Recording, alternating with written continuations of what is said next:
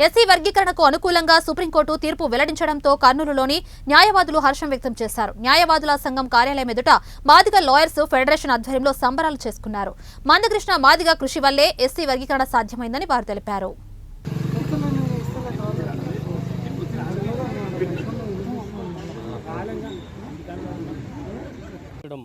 మాదిగలకు చాలా మేమంతా అభినందన తెలపరుస్తున్నాం. ఏది ఏమైనప్పటికీ ఈ దేశంలో ఒక స్పష్టమైనటువంటి రాజ్యాంగ పరిధిలో ఉన్నటువంటి ఎవరైతే బలహీనులుగా గుర్తించబడినటువంటి కులాలు ఉండవో ఆ విషయంలో సామాజిక న్యాయం జరిగిందనే మా యొక్క అభ్యర్థన.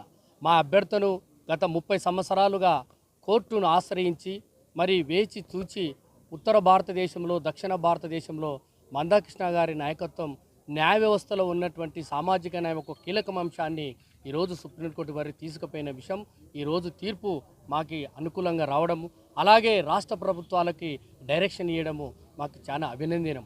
ఏది ఏమైనప్పటికీ భౌగోళికంగా మరి క్షుణ్ణంగా భారతదేశంలో లౌకిక బాధము అనే అంశములు ఇమిడి ఉన్నటువంటి వివిధ బలహీన వర్గాలకు సంబంధించినంత వరకు దామాషా ప్రకారంగా మాదిగలు భారతదేశంలో ఎక్కడైతే ఉన్నారో ఆ విధంగా దామాషా ప్రకారంగా రిజర్వేషన్ అందియాలనేసే మందకృష్ణ గారి నాయకత్వం యొక్క మంచి ఆలోచన.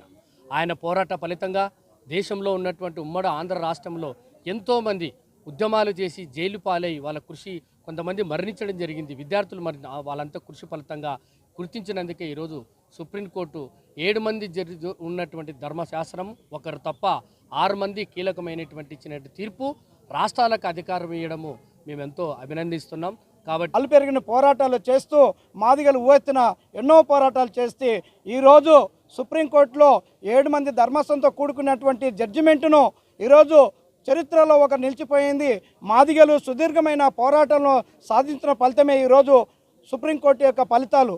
ఈరోజు జనాభా నిష్పత్తి ప్రకారంగా ఈ ఉమ్మడి ఉన్నటువంటి రాష్ట్రంలో వివిధ కులాలు 59 కులాలు ఉన్నటువంటి ఉపకులాలు కూడా జనాభా నిష్పత్తి ప్రకారంగా విద్య ఉద్యోగ సంక్షేమ రంగాల్లో రాజకీయాల్లో కూడా మా వాటా కావాలని చెప్పి నిరంతరమైన పోరాటం చేస్తే ఈరోజు సుప్రీంకోర్టు ఇచ్చినటువంటి దాంట్లో విద్య ఉద్యోగ సంక్షేమ రంగంలో రాజకీయ రంగంలో కూడా మా వాటా కావాలని చెప్పేసి ఆ తీర్పు వచ్చింది. కాబట్టి మాదిగలు యావత్ రాష్ట్ర వ్యాప్తంగా హర్షం వ్యక్తం చేస్తూ అటువంటి తీర్పును కూడా మాదిగలు స్వాగతిస్తున్నాం. కాబట్టి ఈరోజు మాదిగ లాయర్ల ఫెడరేషన్ తరఫున కూడా సుప్రీంకోర్టులో న్యాయవాదుల తరఫున కూడా ఎన్నో పోరాటాలు చేస్తూ ఆ సుదీర్ఘమైన పోరాటాన్ని మళ్ళీ తీసుకొని అంటే 2000 నుండి 2004 వరకు 20,000 ఉద్యోగాలు సాధించినప్పుడు అంటే 2 దశాబ్దాల పాటు నేటి వరకు కూడా ఎన్నో ఉద్యోగాల్లో కోల్పోయినటువంటి చరిత్ర మాదిగలకు ఉన్నది. కాబట్టి ఇప్పటికైనా సామాజిక న్యాయం జరిగిందని చెప్పి మాదిగలం హర్ష వ్యక్తం చేస్తున్నాం.